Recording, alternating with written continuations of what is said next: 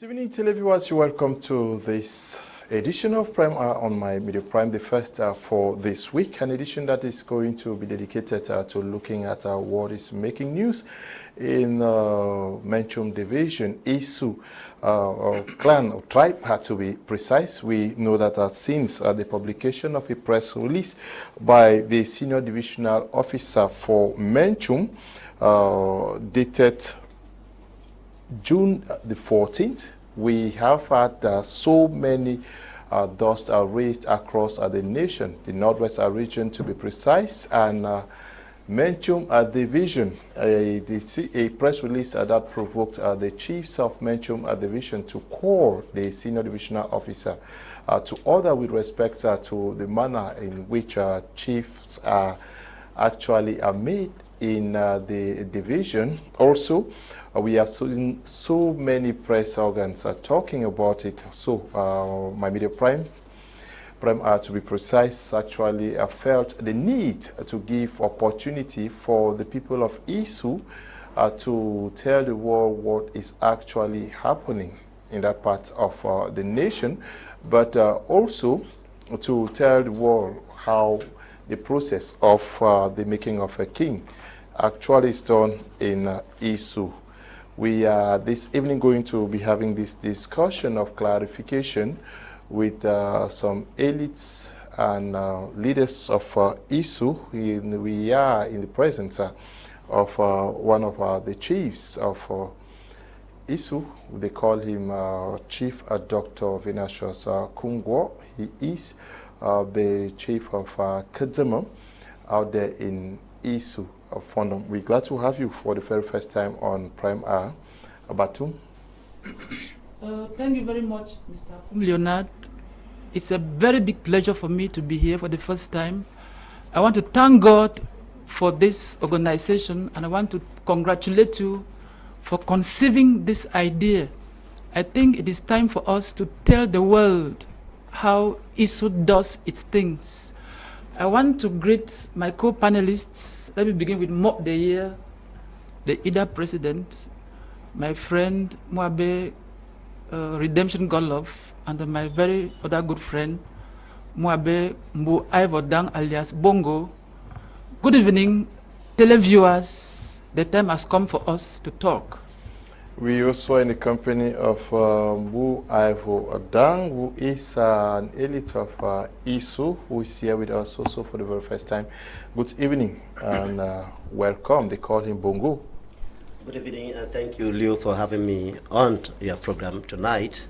I want to say a big thank you to you for actually creating time to enable us to talk about Issu and how things are done, especially the enthronement of a new fund when the former one disappears. I also want to say good evening to venerable and veritable Dr. Batuma Kadzama, Chief Venantius Kum. I also want to salute Modern Fang Gideon.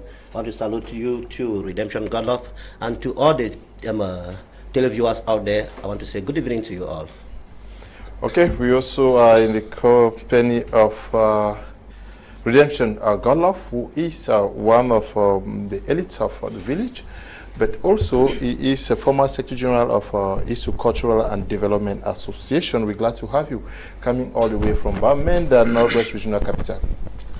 Thank you, Mr. Kum Leonard, and thank the entire My Media Prime team for this wonderful opportunity you've granted us to tell our story ourselves. I'm thanking my co-panelists, most especially the chief of the Kedzama village, who is here present, our national youth president, Deyeh, Fang Gideon, my able MC, Bongo, and thanking all the televiewers, most especially followers of My Media Prime and the Prime Hour.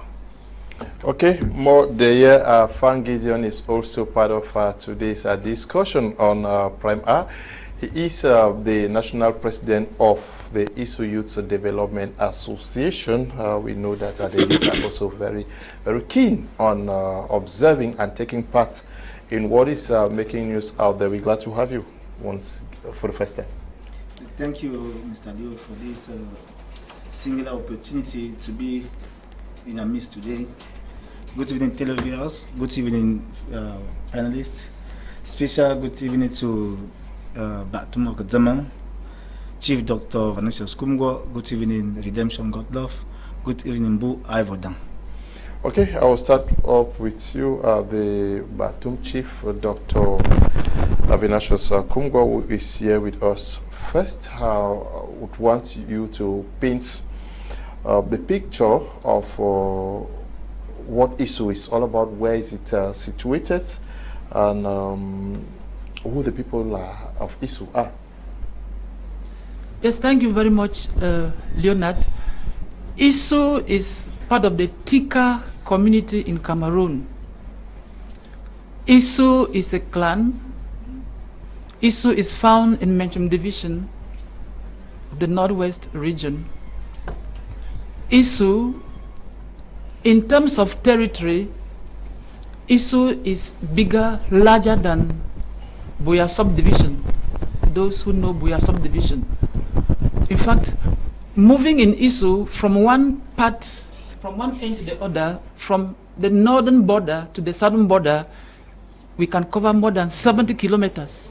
Likewise, moving from the east to west, we can cover more than 70 kilometers, which means that Issu alone occupies more than 1,000 square kilometers. More than 1,000 square kilometers. Now, population-wise, I take the figures of an estimate done by the regional delegation for water resources in the Northwest. They were trying to come up with an estimate to reconstruct the water in Issu. So they estimated the population at about 30,000 inhabitants. But that was grossly inadequate because they did not take into account the other inhabitants of Issu who are settled in the other villages out of the township. So we can estimate the population of Issu to more than 45,000. Now, Issu, in terms of infrastructure, let us begin with educational infrastructure. Issu has more than 17 primary schools. More than 17 primary schools. 2 government high schools. Government high school Issu and government technical high school Issu. In terms of the Christian churches, Issu has more than 15 missions within the Issu township. There are government services in Issu. We have 2 military barracks. We have a medicalized health center with a resident medical doctor. We have got the agric post, the customs post, the gendarmerie post, and I think Issu is a clan made up of different villages, and the fount of Issu who disappeared is the paramount ruler of the Issu clan. I think briefly put, that is when what you say Issu it is a clan made up of which villages, and when you say it spans 70 kilometers to start from the north to the south and the other way, you are moving from where to where? You are moving from, let's say, from east to west. You are moving from the boundary with Way to the boundary with Furawa subdivision and also with Nigeria. From north to south, you are moving from the boundary with Zwa to the boundary with Nigeria or boundary with Menchum Valley subdivision. That is where Issu is situated. Issu shares boundary also with Womb Center subdivision, with Furawa subdivision, with Nigeria and Menchum Valley. Okay, and the origin, they have been there for decades, or they also migrated from some part of? The people of Issu are from different ethnic backgrounds. Okay. Even though, as we speak, they are one, they are homogeneous. Even though there are people from other places who are living there. Before the people of Issu went there were other people living there. So there was some sort of inculturation. Some were displaced, some remained, and they were brought into the Issu folk. So the people of Issu, Tika origin, And afterwards, we had others who moved in, like the Mororo and the Hausas. So these other two communities make Issu a cosmopolitan community. Okay, cosmopolitan community. You are the youth leader in Issu. What is the situation of the young people in Issu today? Well, the young people in Issu as of now is actually made of young people, which is before now, or before the crisis, it was the young people, or the youths, who made up the majority of the population. But just after 2016, with the advent of the crisis in the Northwest and Southwest, the youths were the target. So most of them moved out of Issu. But as of now, they are going back to Issu. So these are the main people as we speak, that if there's something to be done, community work, the youths are the people who take the forefront. Okay, they take the forefront. So many of them left the village because of the crisis, and are they moving back, or the village is still deserted? We are making efforts that they should move back. We are working hand in hand with the chiefs in Issu. We are working hand in hand with the administration to see that the youths who were displaced, or the youths who were the targets, some of them have actually, those who were who were Amber Boys, most of them have deserted and came back to the Issu. Most of them have been taken back in the community. So as at now, there is nothing like insecurity in Issu. Okay. And since the demise of the Fund of Issu, to note that what we are going to be discussing, the focus of our discussion tonight is going to be linked to the assassination of the Fund of Issu that took place last year. We are going to be delving into that after this first round. How, since the Fund died, you are an elite of the village. How have you guys been managing affairs in the village? Thank you once more, Mr. Leo. Before I answer your question, I want to add to what the chief said. The chief talked of when he was talking about Issu. I just wanted to add that Issu is a clan that is made up of 24 villages, which he forgot saying it. Okay. And then one of the villages, which he also forgot saying it, it is the Manka village, which actually speaks a different language, but yet they are Issu people. This proves how Issu is so welcoming. To come back to your question, how are we been doing now to manage the village and to see that the village is in order?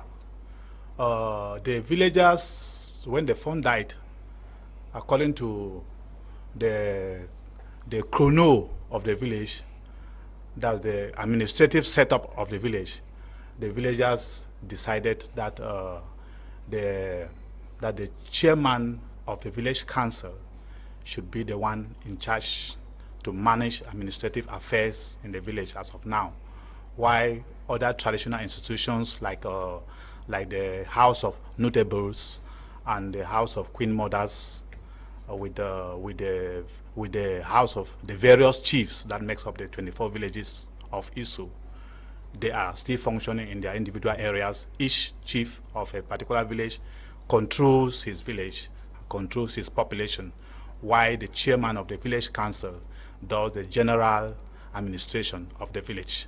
That is how Issu is being managed as of now. Thank you. Okay.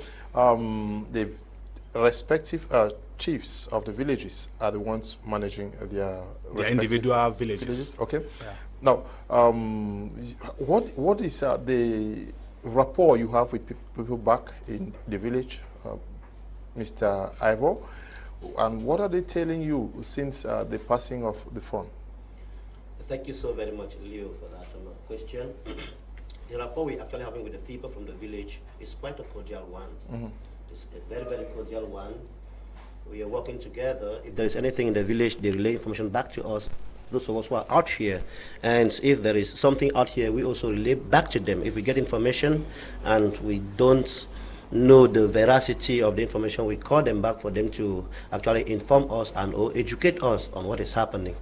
So that is how we've been existing, and so far so good. It has been a cordial relationship indeed. Cordial relationship. Okay, I'm going to take this press release for us to actually get into the crux of the matter.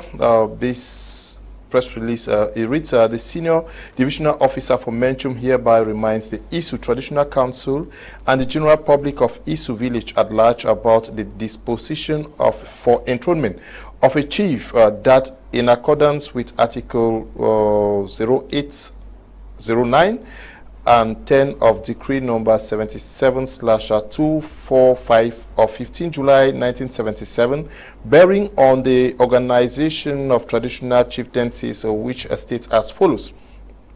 Article 8 says traditional rulers are, as a rule, are chosen within families called upon to perform customarily the traditional command. Candidates should fulfill the physical and moral conditions required and should as much as possible know how to write and read. Article 9, the vacancy of a traditional chieftaincy occurred as a result of death, dismissal, resignation, or physical mental incapacity of the holder duly established by a public medical officer summoned for that purpose.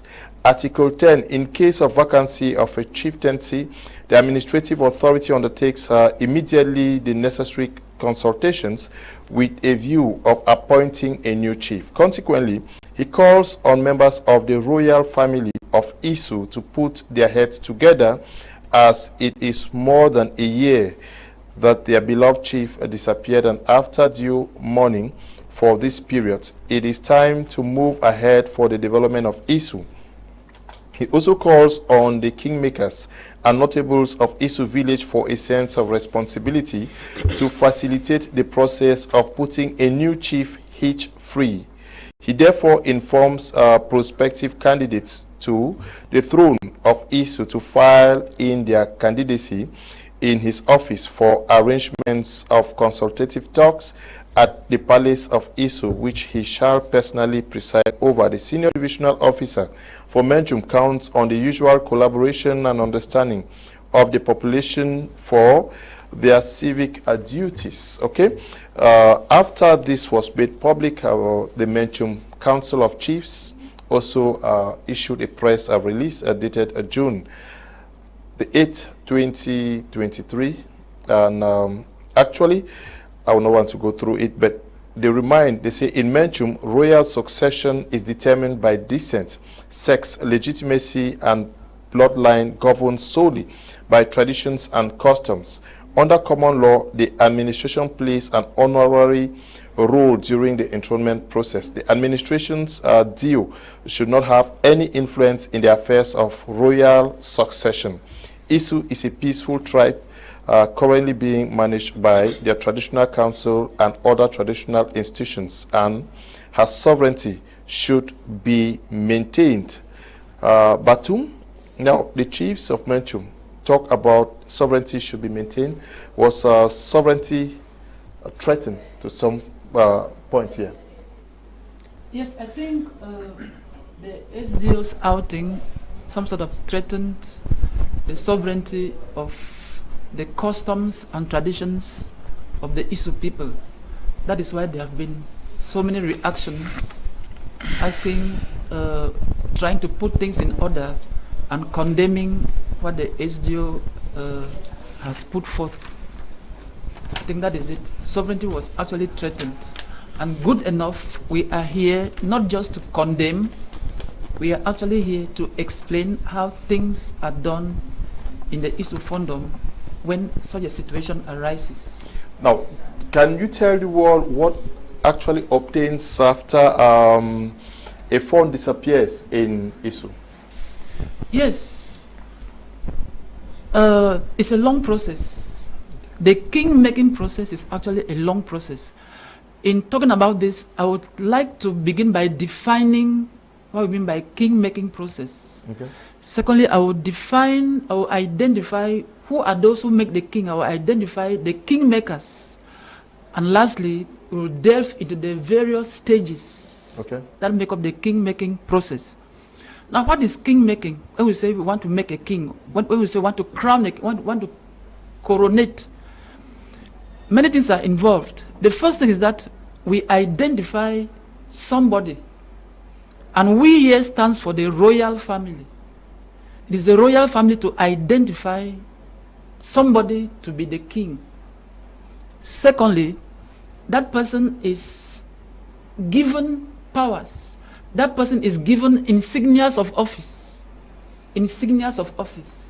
That is the ancestral buffalo horn, the royal stool, the royal display cloth, and the paramount chief of Issu, the Fond of Issu. In addition to these three insignias of office, he has the elephant tusks. Those are the four insignias of office: the ancestral buffalo horn, the stool, the display cloth, and then the elephant tusk.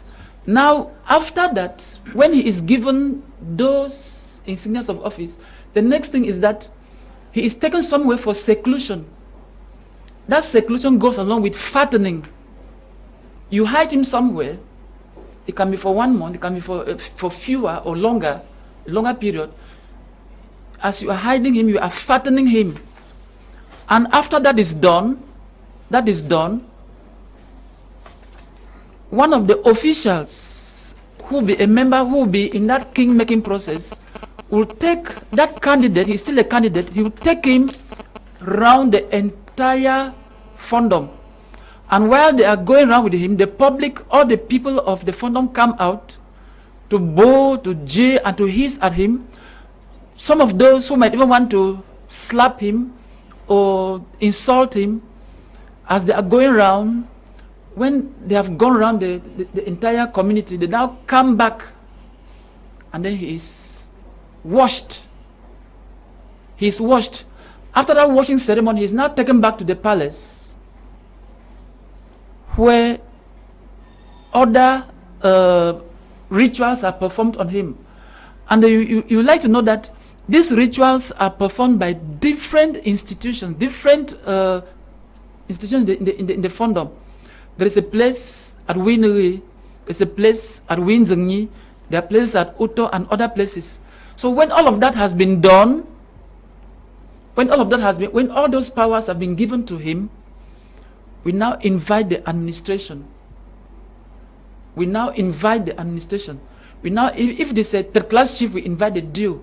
The second class chief, we invite the SDO to come and do the consultative talks. The DIO now comes, and if everything is all right, he now goes back and comes out with a prefectorial order. If it's a third class chief, if it's a second class, the SDO writes to the Minister of Territorial Administration, and it brings out a ministerial decision. Now, who are those who do all of this? First of all, we have the royal family. The royal family is the provider of the candidate. And in the case of Issu, there is one royal family. We call it Wingang dynasty. Even though they might have been separated into lineages because of population. If all of 5 of us here, we are from the same family, and I now, after about 100 years, I have a whole lineage. One day, my own child will become Fon.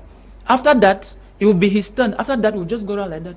So there is one royal family, but different lineages. Now, when the royal family is part of the kingmakers, secondly, those other ritual retainers in the other communities in Issu who impart powers on the candidate, they are also kingmakers. Now, members of the Ndaunsu, the House of Notables, because they too have a role to play, they are also kingmakers. Members of the Ufa, the Queen Mothers, they are also part of the kingmakers. And some of the chiefs, they are also part of the kingmakers. So it's a whole. And on the last day, when the DIO is coming for the consultative talks, the law demands that the community provides 9 persons to present that fund to the administration.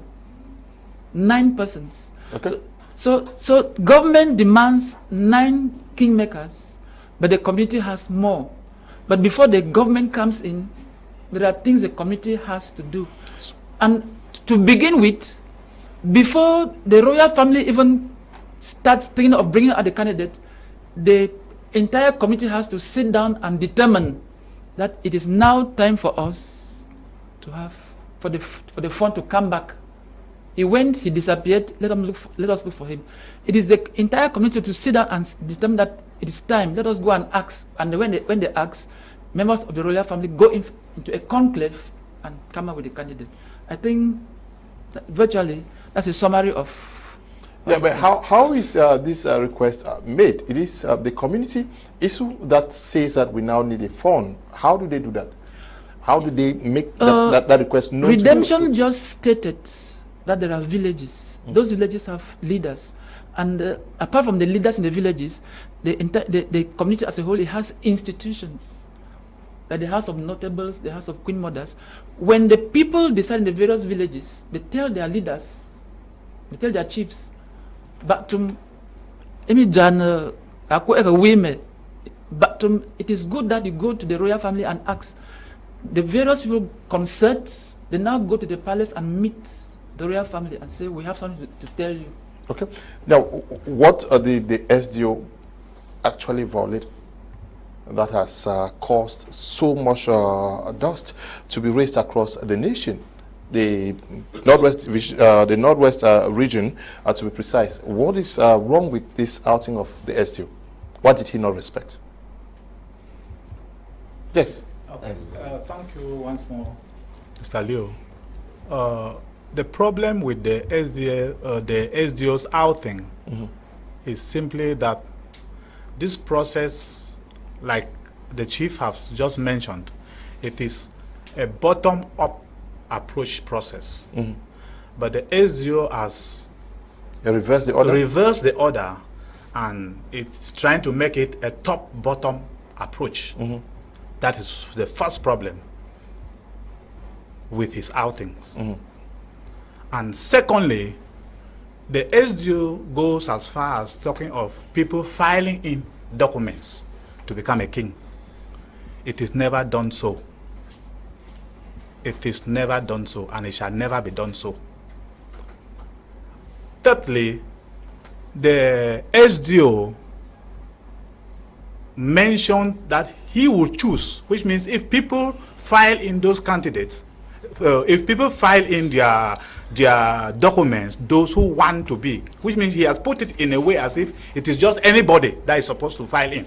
No, but he made mention there. Consequently, he calls on members of the royal family of Issu to put their heads together. It is more than that. He recognizes that it is the royal family. But I know what you're talking about when he says that they should file their applications. Yeah. So they don't file applications. That is one correction I want to make. They don't file applications. And secondly, even if they file the application, the DO is like trying to make us understand that he will be the one to decide who will be. That is another third error which the DO has made. Okay, he says he therefore informs prospective candidates to the throne of Issu to file in their candidacy in his office for arrangements of consultative talks at the palace of Issu, which he shall personally preside over. Okay, he says of Issu village for a sense of responsibility to facilitate the process of putting a new chief hitch free. How did the youth receive this press release from the senior divisional officer for Mencho? Thank you again, Mr. Liu, for that question. Did they call you from Issu? Yes, I received calls on that. But before I go into how the youth feel or how their reactions, I would want us to first and foremost look at the press release again. The SDO violated the laws of Cameroon and international conventions by his outing. He's going out of boundaries, out of his boundaries, by citing Article 7, Article 10, 12, and 15 of Law Number 77/245 of 15 July 1977. Here, it is the Minister of Territorial Administration who is supposed to preside over consultations that may lead to the enthronement of a second-class chief. It is not in his competence. It is the SDO. If it were category 3, that's where the SDO comes in. So it is supposed to be the Minister of Territorial, Minat, that's supposed to actually come in here. So he goes out of his boundaries. And then quoting Article 11 and 12, you see the SDO stops peaceful gathering in Issu, because when the press release came in, the community had to gather to see how they can track a way forward. But he, again, stopped them from a peaceful gathering. So coming back to the press release, you see that the SDO, toward the last paragraph over there, you see that the SDO actually gives preference to the Minister of Territorial Administration. He gives preference to the Governor of the Northwest region. He gives preference to he copies them. And there he puts in entre parenthèses there that RATCR, that is article de contre rendu. So he gives preference to these people up there, and then he comes down again, gives preference to Sierra TV for publicity. But when it comes to the village council chairman, who is now the leader in Issu, he just there's nothing to actually show for there, and then he comes down to Vice.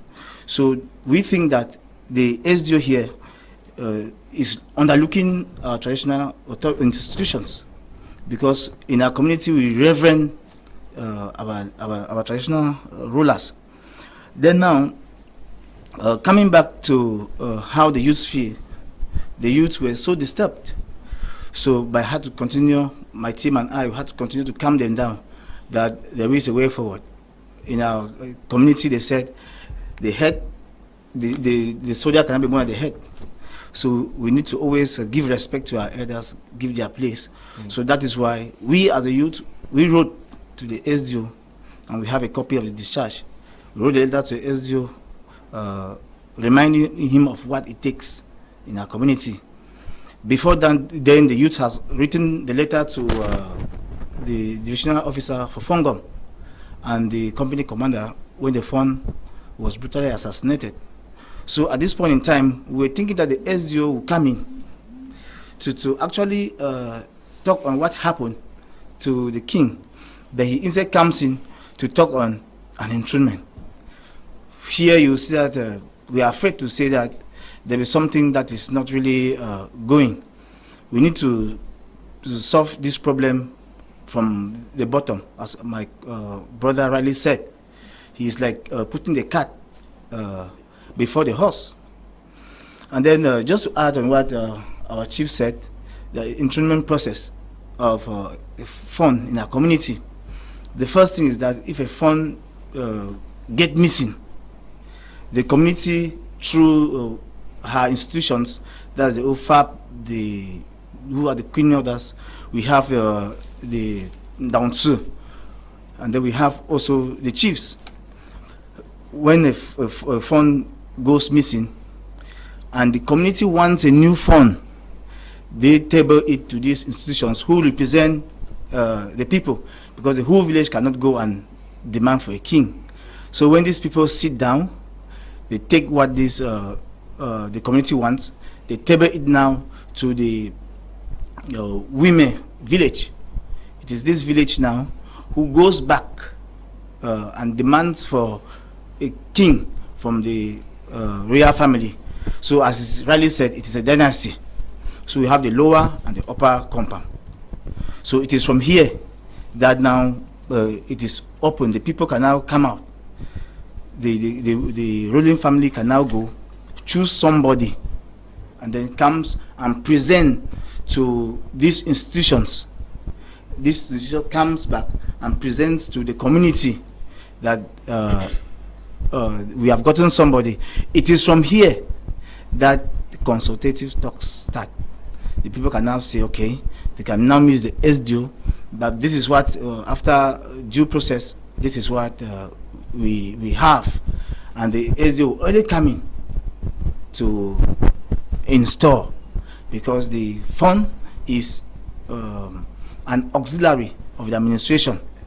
As the Frenchman calls it, is a collaborator. So the fund collaborates with the administration. Okay, the SDO consequently calls on members of the royal family of Issu to put their heads together, as it is more than a year that their beloved chief disappeared, and after due mourning for this period, it is time to move ahead for the development of Issu. He also calls on the kingmakers and notables of Issu village for a sense of responsibility to facilitate the process of putting a new chief hitch free. 1 year, he says 1 year is enough. 12 months, the fund, and then move forward? You, before I answer that question, you did ask a question to Redemption Godlove that what is wrong with the SDO's communique. I want to emphasize that everything is wrong with the SDO's communique. Okay. The SDO's communique, it is preposterous, it is outrageous, and it is sacrilegious. The SDO, as a seasoned administrator, is not oblivious of our customs and traditions. And we live in an era where there is an outcry that our customs and traditions are dying, and that we should do everything possible to preserve these customs and traditions. And the SDO comes in to spoil it. That makes it very, very wrong. Secondly, I want to add that the process of having a fund in our fondom is one that involves two groups of people. Remember, because we have kingmakers, it means that a king is made. A king is made. You don't just get up, carry your documents, go to the SDO and submit that you want to be king, for the donor to study your thighs. King making in Issu is not a concubine kind of thing. It is a due process, and it involves two people. There are two groups of people that are involved in this. The ones that our Batum, the chief, did mention are the living. Those of us who are still living. We also have, in Issu, we have the living and we have the living dead. Therefore, those who have gone ahead of us are still there participating in the day-to-day lives of the people of Issu. And so, to enthrone a new king, let me come to your question, takes a lot of time, depending on how the king passed away. I am fortunate to have lived the transition from Mebu Joseph II to Kumatso Abed Kauzu II. Mebu Joseph II passed away. In fact, he was called home by the ancestors. But Abed was not called home by the ancestors. Abed was brutally assassinated. In fact, he transcended. We don't even know if he has yet transcended in a very queer fashion. This means that what? That a lot of work needs to be done. As I talk with you now, information from the village have it that the ancestors haven't yet received from Abed II. Why? Because he still has bullet wounds. He was knifed. And that when the ancestors see him, they turn their back from him. So if the ancestors are turning their back, it means that there is so much work to be done. It can take 1 year, like it took with Mebu II, because the ancestors called him and he went home gladly, and they gladly received him. But now, the process, and during that period, the SDO did not send any letter to the people. The Issu people did not wait for the SDO to send any letter. In fact, the Issu people, first and foremost, are noted for being law-abiding, very peaceful people, and also people who hold their traditions very close to their heart.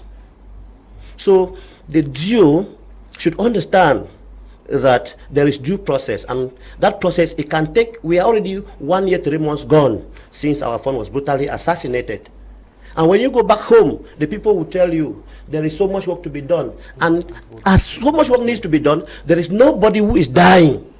There is nobody who is dying now because the fund is not there. That they have to follow the due process, they have to do consultation. It will surprise you that when the rains started, it took months for rains to begin in Issu. close to 2.5 months, there was no single drop of rain in Issu. So it took the people 2 weeks to intervene, to consult, and the day that the consultations were completed with the ancestors of the land, it rains elephants and hippopotamuses.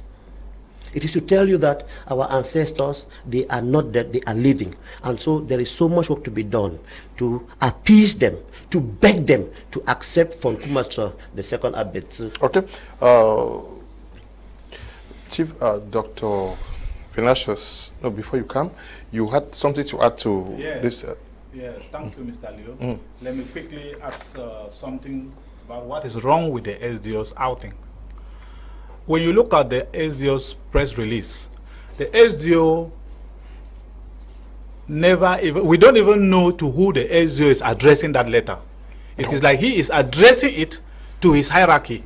No. And not even to the Issu people. No, it says the senior divisional officers for Menchum hereby reminds the Issu Traditional Council and the general public of Issu village. Yes, if he's addressing to the Issu people, the chairman of the Issu council, the Issu Traditional Council, who is presently the one administratively managing the affairs of the kingdom as of now, and working hand in glove with the administration, could have been the first person to be addressed that letter to be copied, and not the last.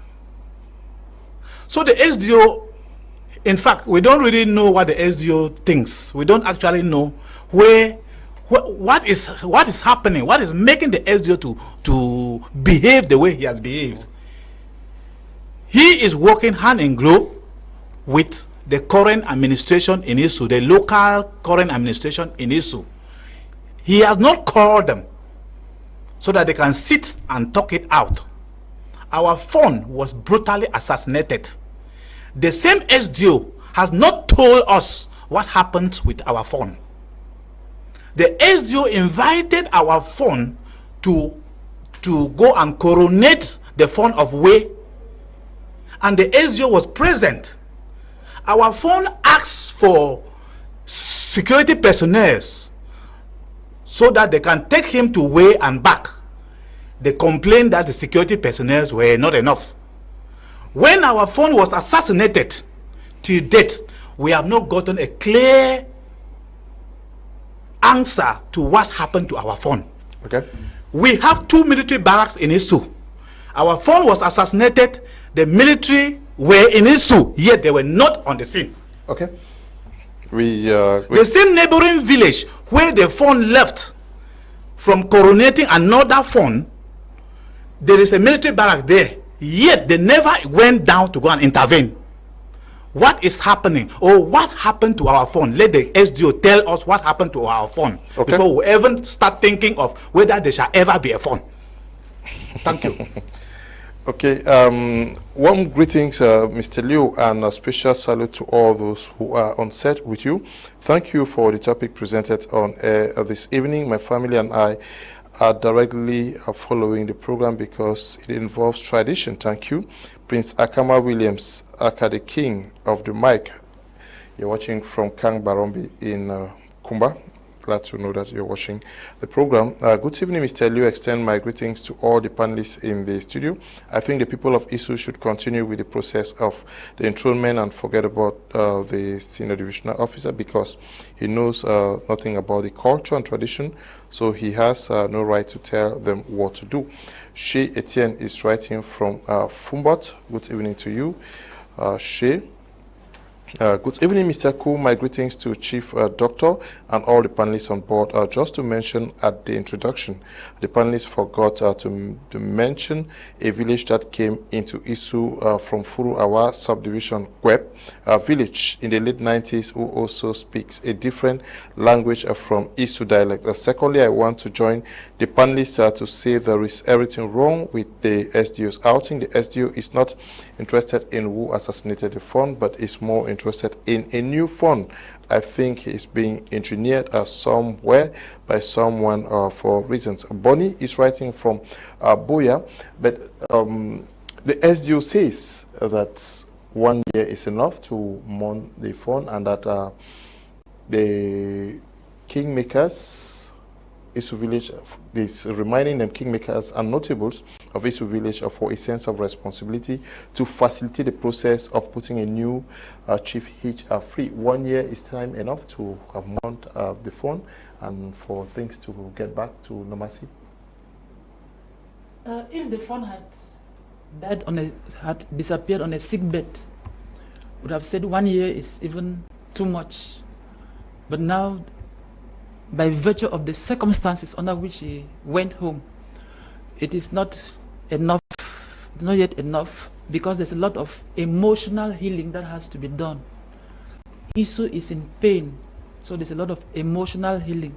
There's a lot of physical work that has to be done. I think by the end of this program, we will be making appeals on how we can go about this physical healing. I think in Issu, people don't, in Issu, like in any other grassfield fondoms, people don't indicate that they want to be kings. People are caught. People are taken by force and installed. The fon who just disappeared, his father tricked him into becoming a fon. He was living in Kumba, and the father just called him that, Abe, come. I'm saying this because I am the fon's biographer. When the son arrived, and when the father saw the son, the father asked the son that, do you want me to die? He said, no, daddy, why are you saying that? Do you want me to die? No, daddy. I wanted to be the fon of Issu.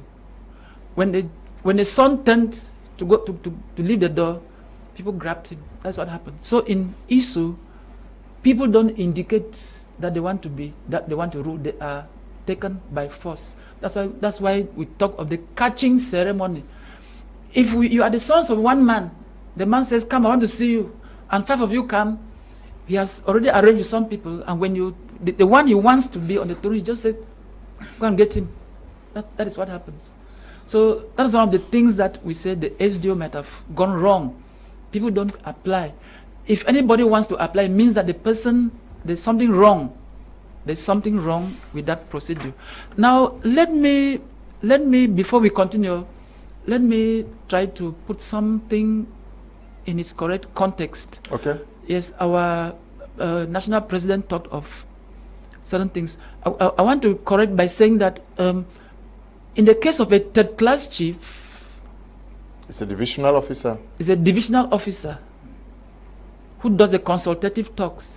And after doing that, the SDO now issues a prefectorial order. In the case of a second-class chief, it is the SDO who does the consultative talks. In 2008, it was the SDO Simo Patrick Kamsu who did the consultative talks.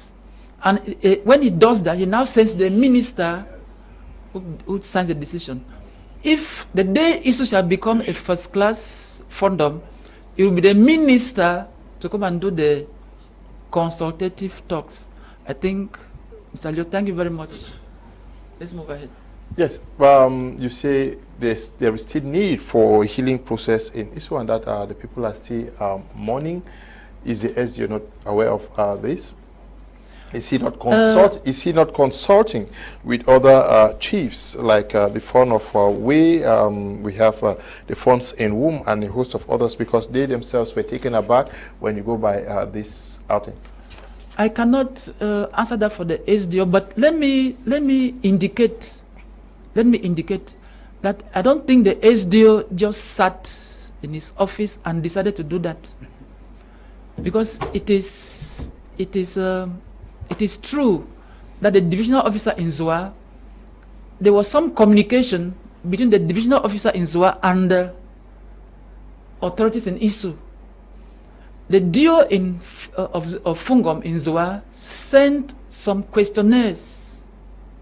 They were responded to by some authorities in Issu.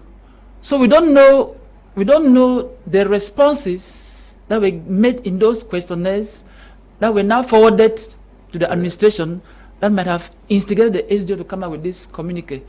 It is just, we are saying that something might have happened to warrant the SDO's outing. And besides, the SDO is like the boss of all the traditional rulers. He could also be worried. He could also be worried that why are my people just like that, staying quiet like that? And let us also look at the SDO's outing positively. Because if he did not come out, we will not be here telling the world about Issu. If he did not come out, the kingmakers would not have written what they wrote. If that text did not come out, the chiefs of Issu would not have written. The fonds of mention would not have written. So this means that what the SDO did was not too correct, but let us look at the positive aspect. Because before the SDO came out with this, almost everybody was saying that, what type of issue is this? Nobody is saying anything. Nobody is saying anything. But now, after the SDO's outing, you now see the plethora of outings. The kingmakers have written, the chiefs have written, Ida has written, and then our fathers in mention have written. I think, let us look at it from another angle. Instead of just, we have condemned it enough. Let us now take it as a springboard to move now forward. the phone is not there. He disappeared in very, very disturbing circumstances. How is the village being managed? The village is being managed at 2 levels. Okay. 2 levels. At the level of the entire Issu clan, as he said, there is a council. There is a council. At the level of the individual villages, like Kadzama, Tengari, Wineri, and so on, the traditional rulers have their councils and they are managing it. I think after the first 2 months, there was a village assembly, and it was agreed that that should be the system to adopt until the fund comes back. I think that is what is going on now. What's the role of the Queen Mothers now? Yeah, before I come to the role of the Queen Mothers, I want to correct something. I want to add to what our chief has just said. He made mention of communication between the divisional officer who is based in Zwa and some notables or some kingmakers in the village. The divisional officer for Zwa called the council chair to Zwa in his office and handed to him some forms to be filled as a process of making a king. When the council chair came back and handed these forms to the village heads, to all the chiefs, and gave those of the notables, those of the chiefs, they refused filling those forms. It is the notables that went ahead to fill some forms. But those forms that were even filled from the notables were never taken back to the divisional officer.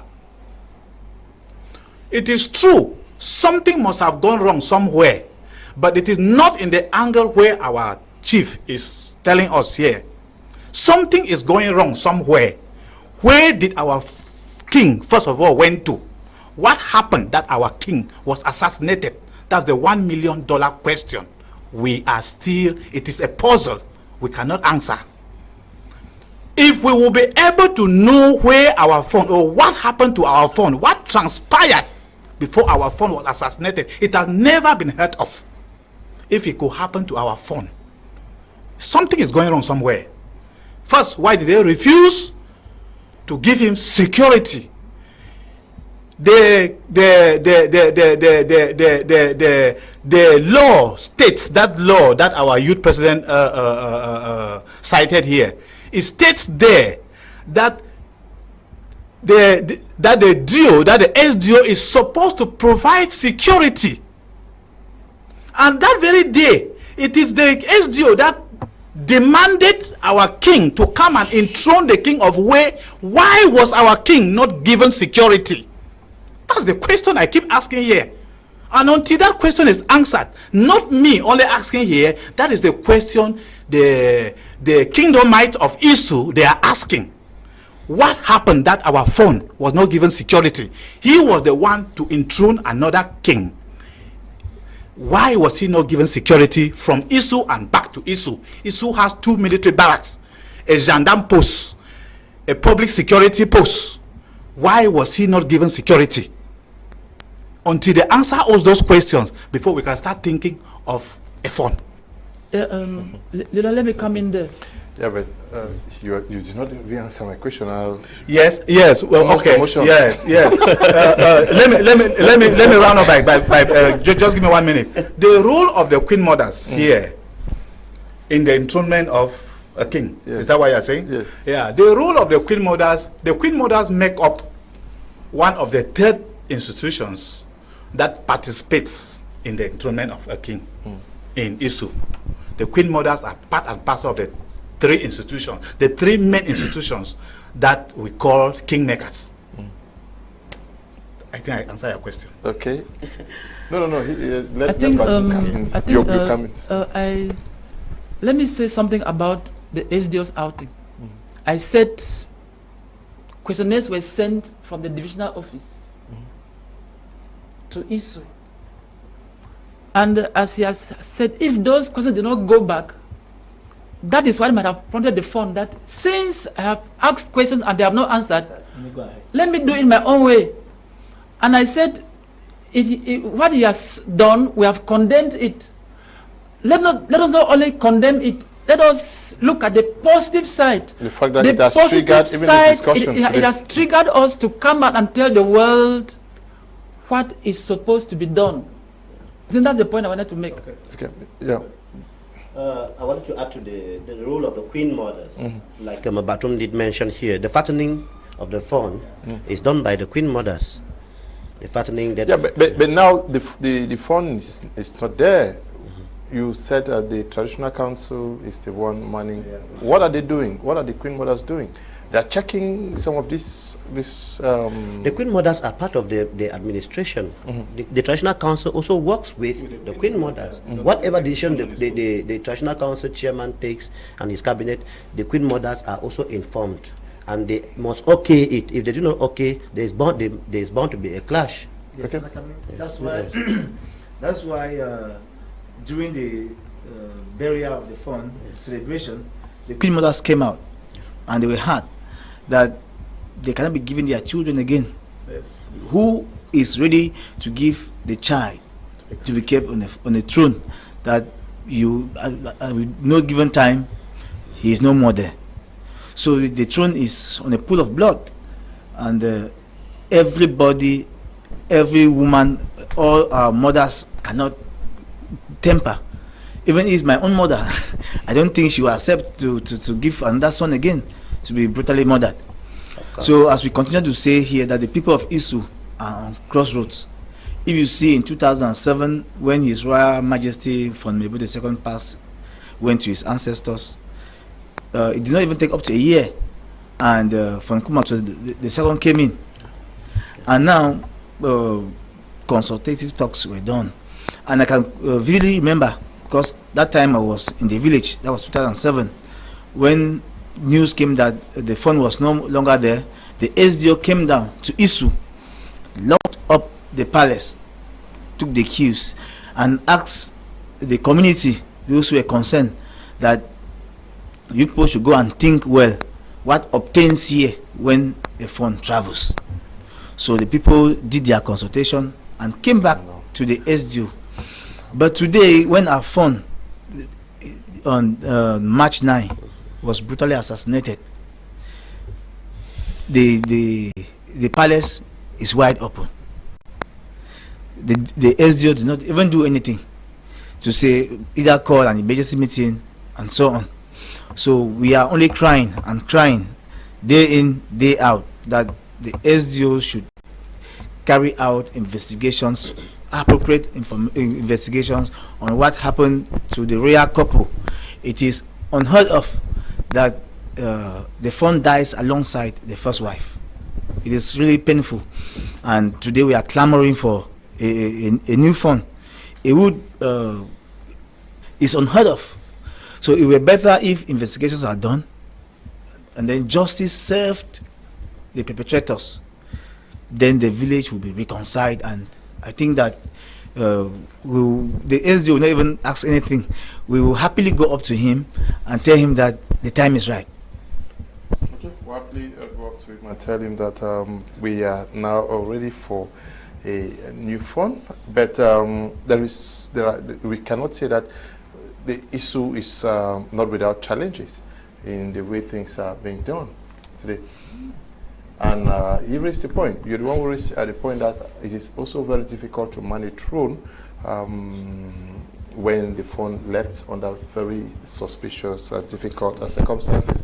People who actually want to be clear on what may have happened so that the next fund is not also targeted. Yes, presently, even though there is, I can say there is negative peace in the Fondom. Negative peace, which means that even though there is no war and people are smiling, they smile, their smiles are not total. There is some form of peace, but there is a lot of uncertainty, dissatisfaction. And that is why there are camps in Issu. There are accusations and counter accusations. There is blackmail, character assassination, and that is one of the things that is keeping the Issu community on its knees. So even though Issu is there, people get up in the morning, they go about their businesses, but there is something still wrong. That is why we earlier said that Issu needs emotional healing. Okay, but I would like you to react to this, sir. I would love to correct something when the king is missing. The chairman takes instructions to Batum of Kedzema before giving out any information. That's how we have been trained in our kingdom. Reverend Prince Abu Kumjan. What is he talking about here? Yes. When we were growing up, we were told that in the absence of the fund of Issu, it is the traditional ruler of Kedzema who gets in charge. That obtained until about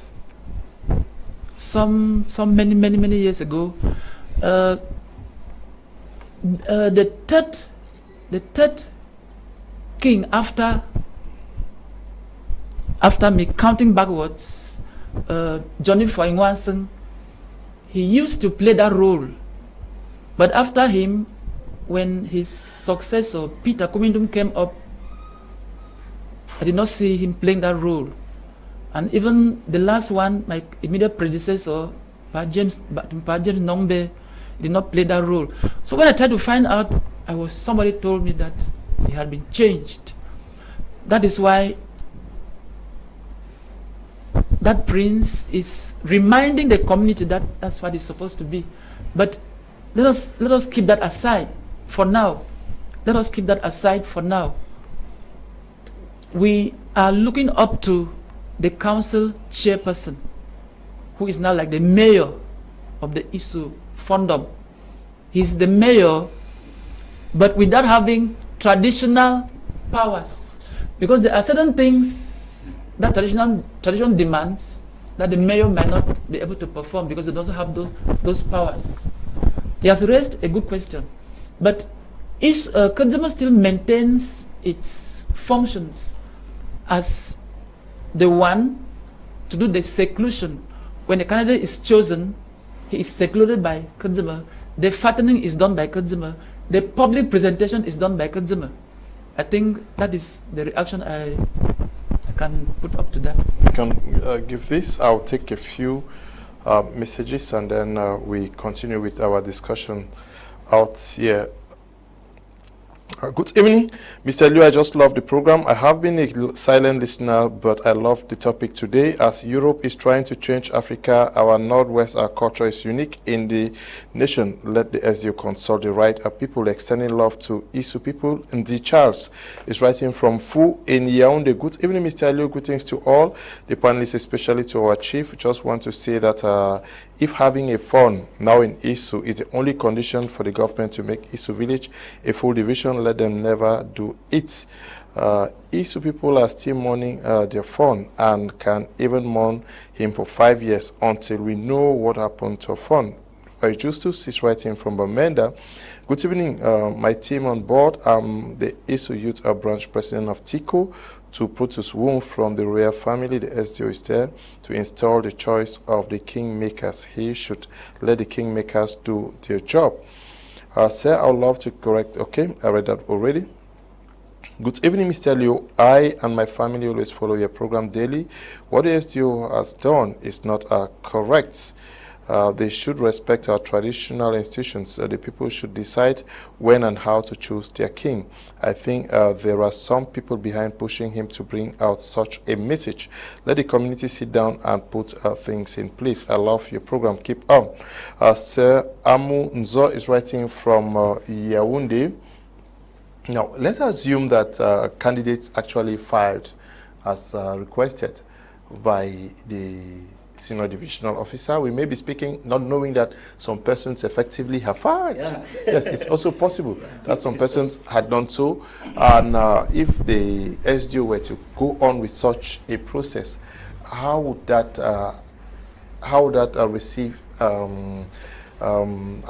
receive endorsement from the institutions and the population of Issu? Liu, you did listen to the Batum explain to you those involved in making a king in Issu. The SDO is not a kingmaker. No, but he wrote to the kingmakers. Yeah, he wrote to the kingmakers. Yes. The SDO wrote to the kingmakers. The kingmakers have made their stand known to him. If anybody proceeds to file in applications, the people of Issu will understand that that is the person engineering the SDO to do what the SDO is going to do. In fact, the people of Issu will point a hand to that person for being responsible for the brutal assassination of our king. And the SDO, if he does, he should understand that he is setting a precedence for future disputes in the Fondom of Issu. Anybody will rise up at any time and kill the king and then file his application to take over that position. The SDO should understand this and take it seriously. That is why Batum mentioned here that before you are made a king, you do not even know that you are a king. Yes. You are, most of the times, you are caught or you are tricked, like the Fonmebu II was caught at the time when he just passed his entrance examination into the police academy in Mutengene. He was caught and brought home. The Fon, the one who was brutally assassinated just a year and some months back, was tricked, and he came home and discovered that he was actually tricked to come home and become Fon. If you go and file in your application, the whole world, let the whole world know this, that anybody who dares go to womb, files an application to take over the position of the Fon of Issu, that person will be responsible for the brutal assassination of our king. It might be, let me add to what Bongo is saying. Yeah. In tradition and customs, there is something we call taboo. Yes. A taboo. What is a taboo? A taboo is a prohibition that has supernatural sanctions. That is a taboo. Yes.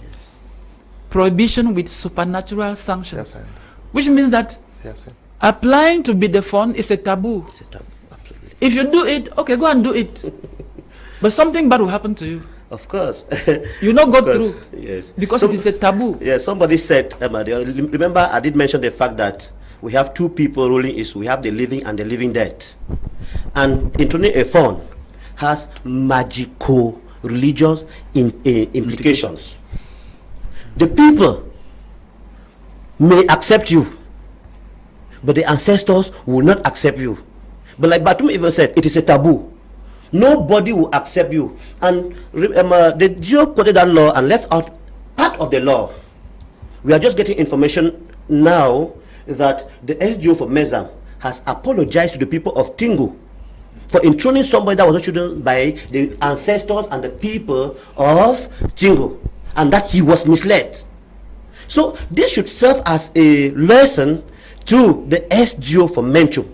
He should not be misled to carry out an action that he will eventually come back to it to apologize to the people.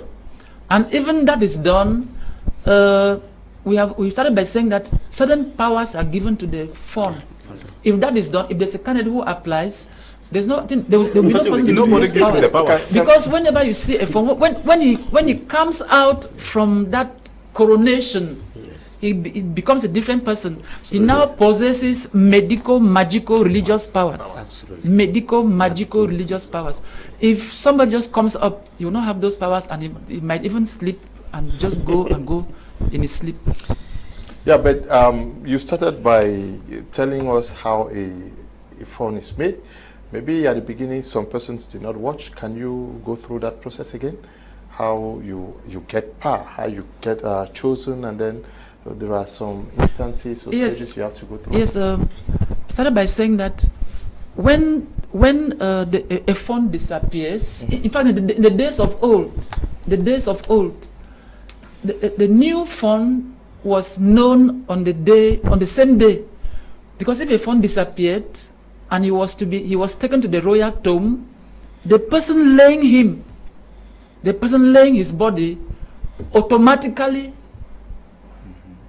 emerged from there with a red feather on his head, showing that this is the one. And after the morning, he was crowned. But with time, it changed.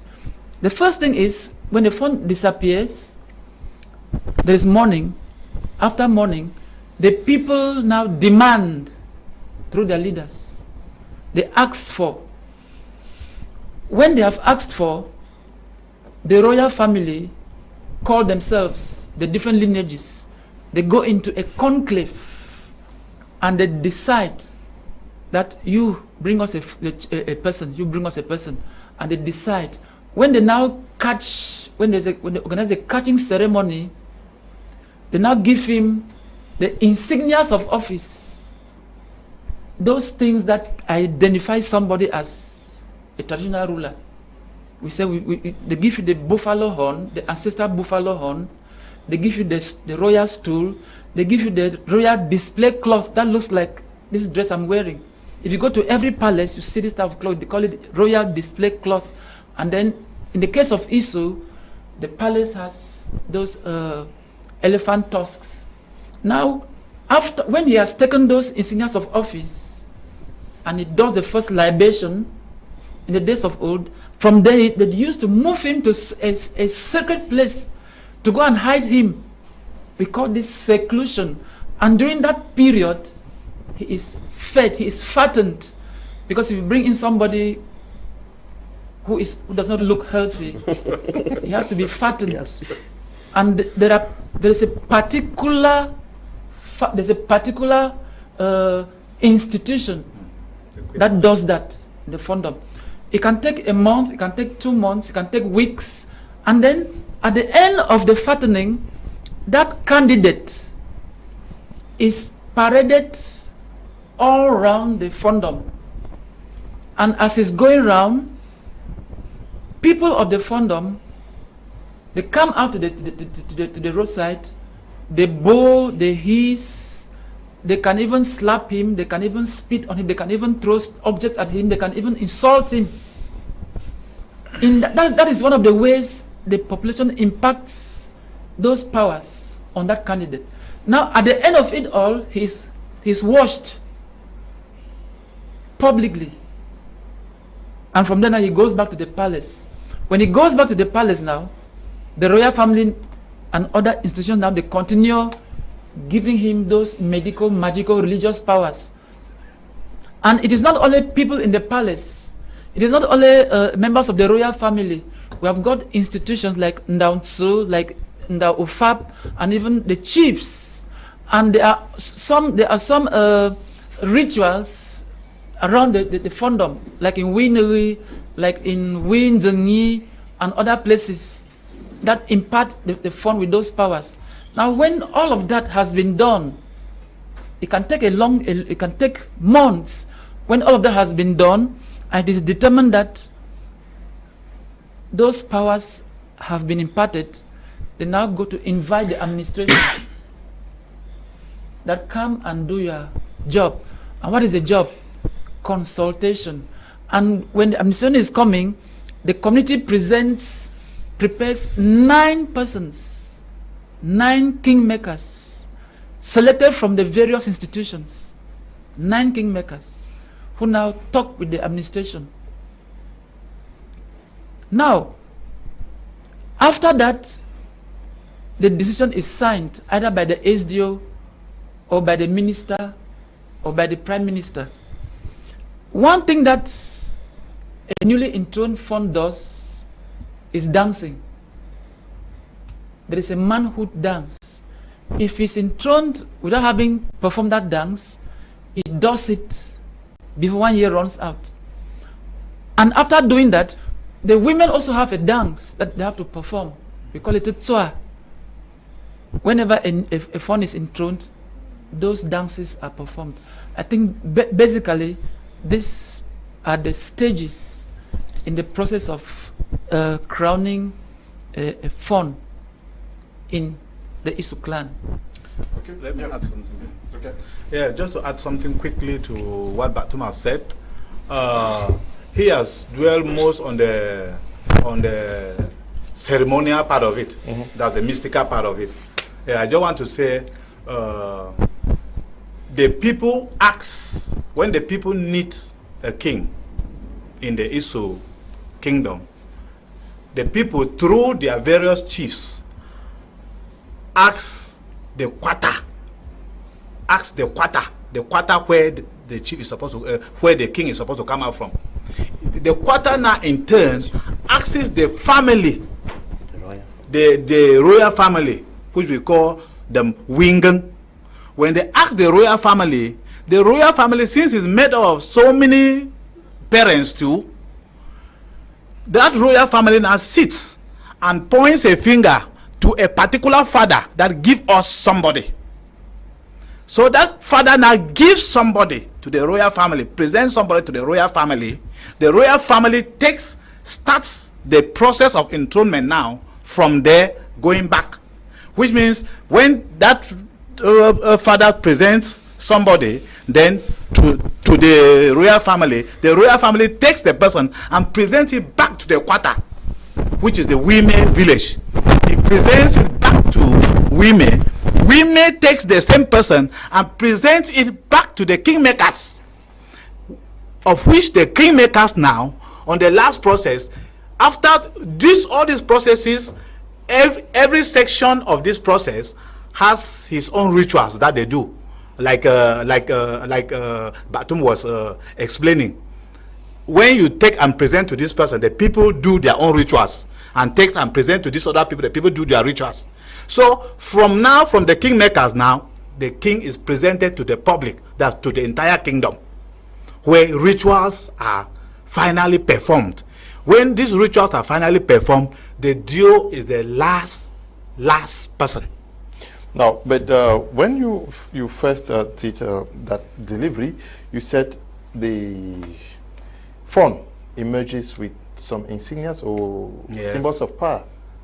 Yes, it is the royal family that give him those symbols of power, like the ancestral buffalo horn that has been there for centuries, like the royal stool that was once stolen and taken to the US and brought back. The royal display, those are insignias of office, and then the elephant tusks. Yes, all of this. What do they actually signify?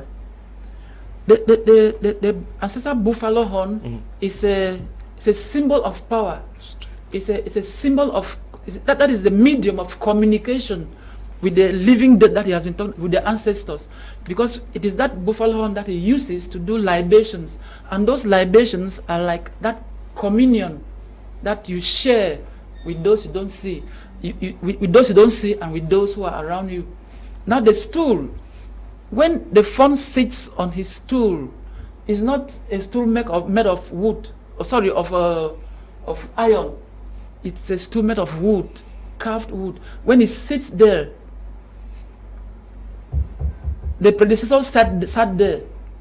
About 10 Fangs have sat there.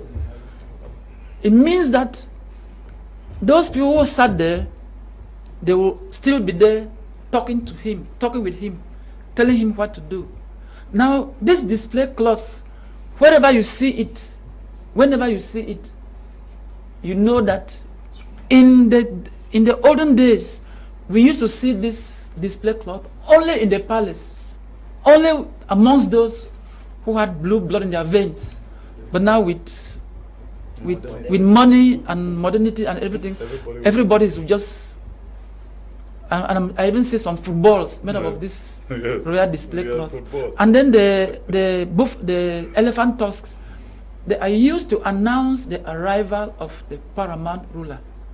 I think those things are very important. If any person, if there's any ruler who does not identify his insignias of office, his symbols of power, then that ruler does not have powers. Okay, the ruler does not have powers. Now we are talking about the situation in Menchum division. Issu, to be precise, how did you receive the reaction from the Menchum Council of Chiefs? Did they send a strong message enough to the SDO? Because if this were to go through, their situations may also receive same treatment from not this SDO but others. Yeah, the action of the Menchum Chiefs, I received it with so much joy. In fact, I salute their move. And many other Issu people, I mean, majority of Issu people are very, very happy with the move of the Menchum. They have just reminded the world that the people of Menchum can still trust them.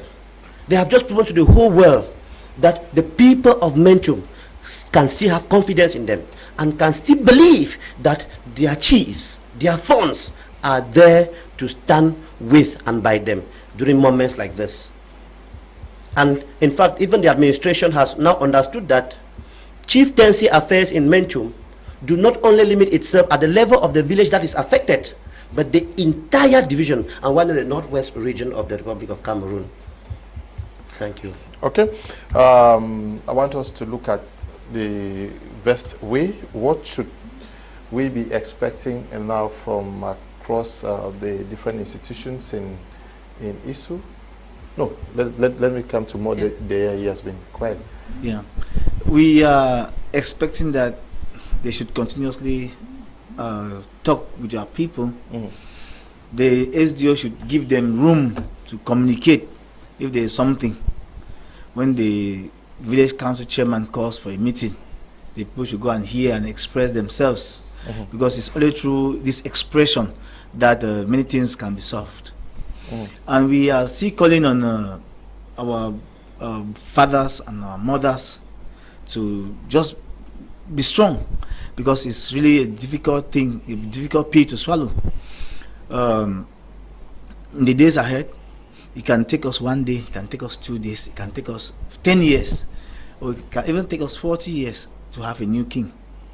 Our community way, the Gateway village stayed for more than 4 years or 5 years without a Fang. That's a reference. They never had any dispute about who to take leadership, but they stayed for that long because they had their internal issues to contend with. And within these 4 to 5 years, the SDO was in womb, and he saw it. There was no press release. Now, what is peculiar about Issu?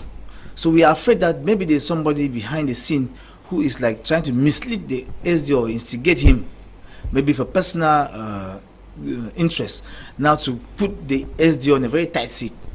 Because I feel for him too, because seated where he is seated, he can say, what am I really doing here? The people are not with him. But we are with SDO, because the people of Issu are law-abiding citizens. The people of Menchum are law-abiding citizens. So quickly going to what the Menchum councils of chief, the letter they wrote, as our national president said, that better late than never. We were also thinking that the people of Menchum, the chiefs of Menchum, could come out strong when Fang was brutally assassinated, but they were quiet. The Northwest funds did not say anything. So we were thinking that we were alone. Only now when the SDO outing came, they also came up. It's better late than never. Okay. Yes, Nana, it's better late than never. Yes. I think we will end up thanking the SDO for doing what he did. Absolutely. Because if not, everybody will just be quiet. Now we are congratulating ourselves, congratulating the Mention Council of Funds and everything. I think the SDO tricked us to come out and talk. He's an administrator. I think that he's a seasoned administrator. He has tricked us, and we are not doing the things that we're supposed to have done long ago. So let's not only look at it negatively. Okay. Yes, redemption. I'm not sure if the SDO had not written this, you would not also come and say the things you have said today. But we also know that the passing of the phone has created what many persons call camps in the Fondom. Yes, how do we try to put the demise of the phone away from our respective political and ideological camps? Yes, thank you once again. I personally don't really think the demise of the phone had created camps. Okay. What we actually call camps is they are a people who want justice for the death of the king. And there are those who don't care about justice, who just want peace. And we will want to know their reason for not seeking for justice for the king. Because without justice for the death of the king, I don't think we can be talking anything about peace. How will peace reign when people are mourning, when people are downcast? We are in a cool war in Issu, as you rightly said. Those who are seeking for justice, we look at them to be on a particular camp. And those who don't care about justice, we don't know why they will not care. It's except they come out and tell us why they don't care for justice. You mean you're already part of a camp? When you say every issue person is part of a camp, because either you are seeking for justice or you are not seeking for justice. To me, that's true. To me, I don't. You can never take a neutral position. Okay. You are either seeking for justice or you are not seeking for justice. Okay. To me, I don't think that Issu is in camps. That's what I said. Issu is one. Yeah. The Cameroon is one and indivisible. Yeah. Issu is one. If you take a census of 99.99, everybody is saying that there should be justice for the king. And there's a slogan everywhere that no justice, no king. Yes. How do you want us to have a new king without justice? Yeah. It is, and there is this popular. Let him learn you come in. How can you take? How can you say?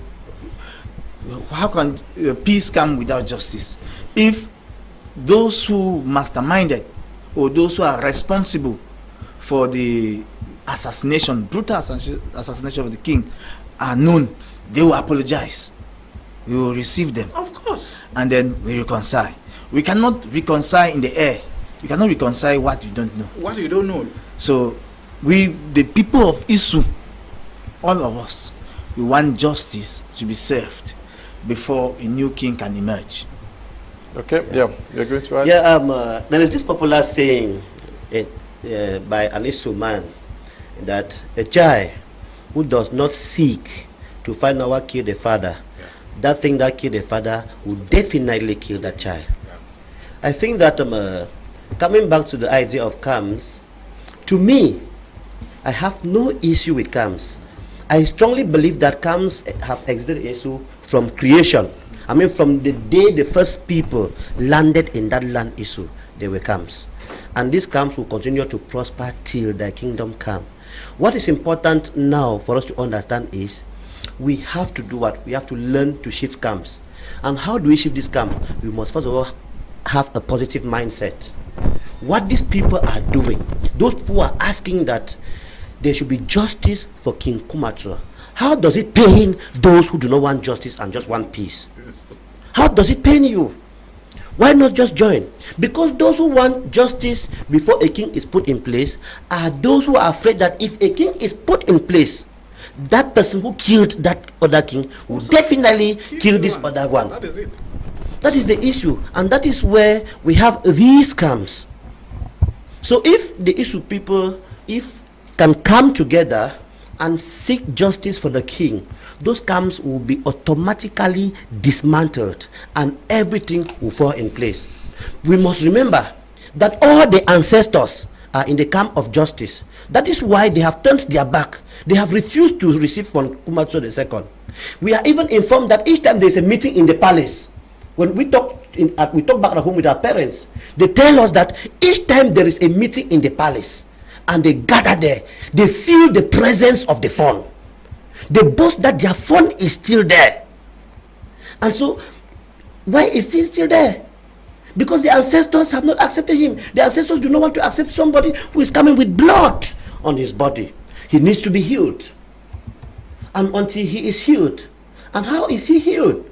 It is our actions, we the living, our actions will help to heal him, and then the living dead will automatically accept him.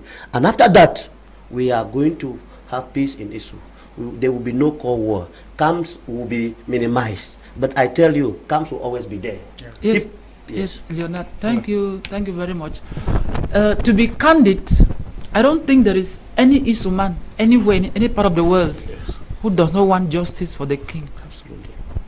There is no Issu man anywhere who does not want justice for the king. All of us want justice, but the difference might just lie in the way people talk, the way people react, the way people comport themselves. And we should not talk as if people are not doing something to get justice for the king. Because as far as I know, complaints about the Fawn's brutal assassination have been lodged in Wum, in Bamenda, in Douala, in Yaoundé. I think there is a rule that when there is a case and somebody has filed a complaint, you don't keep on discussing it except you want to influence justice. Some people were called up to the military tribunal in Bamenda. We are still waiting for the results. If the results come out that it is this person, we will definitely ask the person that will definitely implement the justice. But my fear is that we keep on saying that we want justice for the king, but we are not doing anything. Let us try to appreciate those who have done something to seek for that justice. I think when Sankara was killed, it took some years. It took decades. He was killed in 1987. I think it was 2 years ago that justice was done. I think for us Issu people, let us walk the talk. Let's not only talk. Because if we say there are no camps, then why is there a lot of animosity? Of course there are camps. Why is it that some people have been targeted? Some people's names have actually been called. Some names have been pronounced. Yeah. I think let the competent authorities do their work. Let the courts, let the brigade commander in Wum and the rest, let them do their work. Let us give ourselves time. But in the meantime, let us look for ways of being the brothers we have been. Thank you very much, Leonard. I think for just a quick note, when we are actually talking of camps here, I said there were no visible camps, but there are camps. There is no visible camp in the sense that if my brother from the same womb is speaking a different language, that does not change him from being my brother. But yet I and him might not be speaking the same language as far as Issu is concerned. Camps started far back 1986 when a business magnate entered Issu. And this business magnate, clamoring for land in Issu, That was the genesis of camps in Issu. We have been suffering this, generation upon generation have been suffering this problem. And it is this problem that had been the genesis of what we are sitting here today. Why was our king brutally assassinated? We cannot lay hands on it. I am speaking like one of the victims who spent months at the Bamenda Central Prison because somebody wants to take away 10,000 hectares of Issu land. That is the problem Issu is facing. The problem of camps. We will always hear people talk of, yes, we don't, all of us, we don't want this person, but it is the way. Why should it be the way? Why not join those who say it in a particular way? Okay. It is the same problem that has caused this thing. We cannot call somebody that this is you who have done it, but your actions can lead to what we are sitting here today. Your actions over the years, you want to do it your own way. Why must you do it your own way? Why the majority is following a particular way? Okay. Thank you. We have, I think, 10 more minutes. I'm going to ask us to say a word before we quit, but let me take some of the messages coming in. There's just so many of them. Good evening, sir. I'm enjoying your program. The justice is needed. The growth in the community. Bishop Cornelius Nfinu, writing from Misaje subdivision. Good evening, Mr. Kum Leonard. I'm Leonard Zhang, writing from Bamenda. I'm really enjoying the show. I really wish we can seek justice. Okay. Good evening, Mr. Liu and the crew.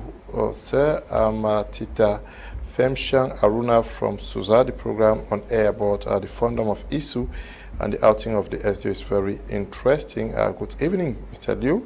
Please tell Mr. Redemption to calm down, okay? I love your program and the guest in the studio from Oku, where the law and of the land and the fund is highly respected. So same, I think Issu is not left out. Kudos to the chief and the rest are enlightening us. Pankeng Yafi, writing from Bangulang. Good evening, Mr. Liu. You have a special skill in information management. The panelists are doing well. I humbly wish to see that let the issue in the enthronement of the fund of Issu be taken cautiously and in accordance with the ways of the people of Issu, in particular and the Northwest region in general, because any wrong move will not only affect the people of Issu, it will shift the dynamics of the customs and traditions of the Northwest. Let the administration in Issu not make the gods of the Northwest to be angry again. Anyere Desmond, writing from Boya. Okay. Good evening, Mr. Liu. Tell Mr. Redemption to... Good evening, Mr. Kuma. I wish to thank you and your panelists for enlightening the public and the world concerning the enthronement of Issu King. Good evening to my friends, Dr. Chief Venantius and Redemption, to Bongo, okay, Abang Gabriel of Women in Bamenda, writing there, okay. Good evening, Mr. Liu, and good evening to Batum Kadzama, the either President, El Bongola and Mabe Redemption. My question to the SDO is, why is he so much interested in the enthronement of a fund in Issu, whereas our neighbors wasted for over 6 years without a fund? And yet the same office didn't mention anything. Okay, Bongo, yes. How do we bring harmony? Because whether I like it or not, there are camps here. We should not pretend about that. Yes. How do we? Yes. How do we get people to work together? Yeah. Thank you so much for that question, Leo. How do we get people to work together? There is so much that needs to be done for people to get to work together. The first thing is that we must learn to be sincere to one another. We must learn to be truthful to one another. We must avoid slander. It means togetherness. And that if we can live in one voice, if we can live in unity, if we can be together and love one another, then everything that we want, we will definitely get. So I'm calling on the people of Issu, wherever you are, that we should rethink the only gift that we owe our departed king is for us to be able to come together, to love one another, and to speak in one voice. And if we must do this, let there be truth, let there be sincerity. Look into the face of your brother and your sister. Tell him, I am sorry, I have wronged you. And the brother should tell you, I have forgiven you. And together we move on. Thank you. Okay, yes. Godlove, we need to move on now. Yeah. It's very, very true. We need to move on. As he has rightly said, the moving on will be we can speak on one voice. Because there is no way two people can agree, two people can work together if they don't agree. That's what the scriptures tells me. That two cannot work together except they agree. And that agreement comes first. Mental agreement before the voice. We should be able to speak with one voice. But how do we speak on one voice when some people are saying they want to solve things their own way? If we cannot solve things, can you imagine the assassination of our king? Some of our people are not speaking one voice with the majority. A few people that we can count with our fingers are bent to do things their own way. They don't want to go. And these are the same people the community had been looking up to. Yeah, but so how do we now? Yeah, how do we now speak with this one voice? Yeah, if these people we are looking up to are failing us. Okay. Yeah, but redemption, you say they are speaking their voice. Like you are also speaking your voice. The voice of the community. No, you are speaking your voice. And they are speaking their voice. The question is, how do we get to an understanding? Yeah, how do we get to one understanding? We must strike a balance somewhere now. Yes. We actually thought that for the past years, as I mentioned, of 1986, where this problem actually started, we actually thought that the assassination of the king that had become the climax of this problem we are going through in Issu could have brought all of us to one voice. But it is unfortunate. But we also know very well that there is no perfect society. There is no perfect society. There is no day that even your children and your wife in their house, people will come to one voice. We know that nature makes it that way. But the truth is we must work together. As I earlier said here, that it doesn't mean because my brother Bongo is speaking a different language that it will make me reject him as being my brother. But I will keep telling him that Bongo, where you are going, it is not good. Okay. The more they hear, you show people what to do now. So tell the world what we should do so that we strike a balance and get out of the camps in which we find ourselves. Okay. Thank you once again, Mr. Leo, for the opportunity. I will start by saying that the Issu people are law-abiding citizens, and we give respect to where respect is due. So we respect our leaders, and I continue to call on them to continue to respect our institutions, because that is where we take orders from. Like the youths, as I earlier told you, we have written to the administration, we have written to the gendarmes, and we are still expecting that they should continue with the process of to see what happened to the real couple. So as always said, that the darkest part of the nights are done. I believe that this is the time when something good wants to come out. It is always very difficult. So our prayer is that justice be served our king, even if it means that some people are being sacrificed for justice to be done, and that people must be sacrificed for justice to be done. We are loving people. We pray that those who did this act, who are watching us, who are alive and well, should make it easy for us. They should come out and even confess, so that we can come back as one. If these people come out and confess, it will be a good thing, so that the community should. This is a modern war. If they don't say confess, we will still know there's nothing that can be hidden, because our ancestors are still alive and well. So we are praying that they should come out and confess and tell us why they did what they did. Maybe there's something behind, more than this.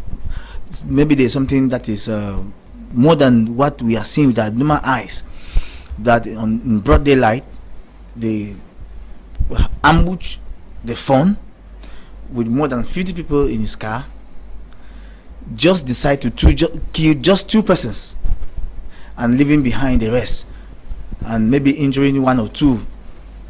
So it means that it was a well-planned attack. How can they ambush a car and kill just 2 occupants? Something is wrong. So we pray that justice be served to these people. Will justice be served, and then we can move along. We can talk one language now with the SDO. We can sit down, and then we see how the community can talk a single language.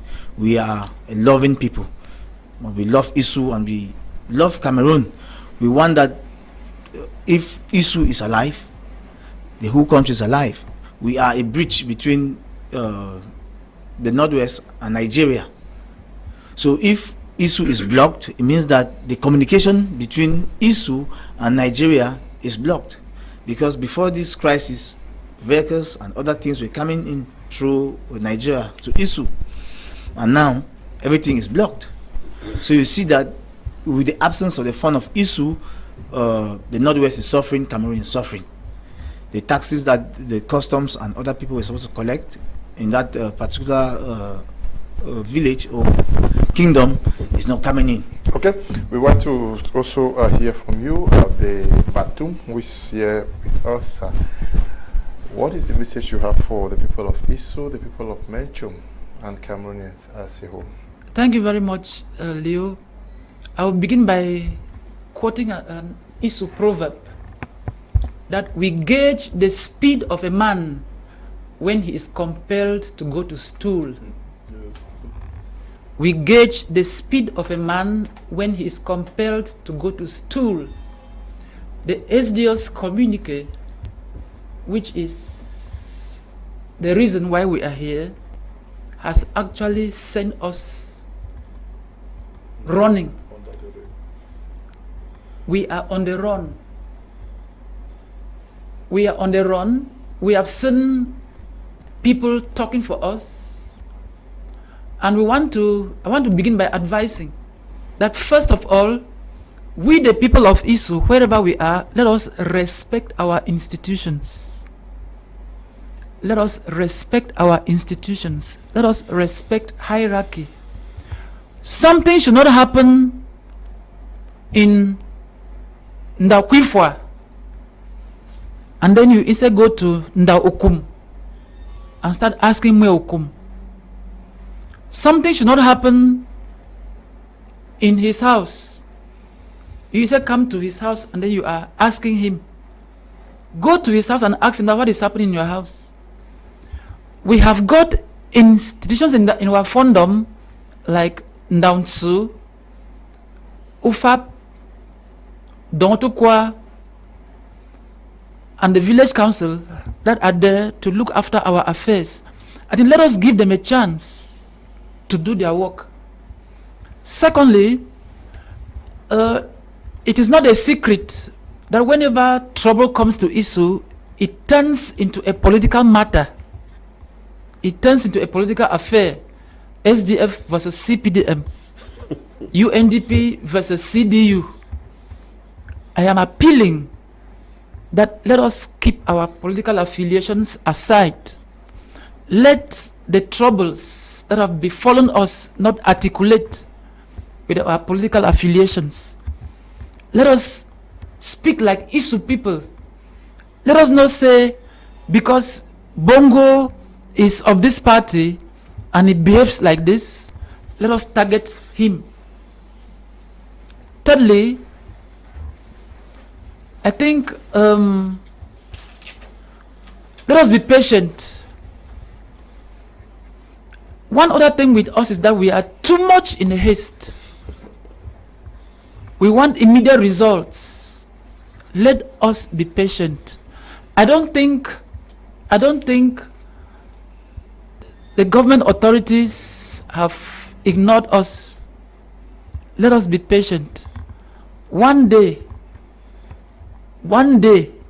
we shall get the results. Ida has deposited, Ekuda has deposited, families have deposited.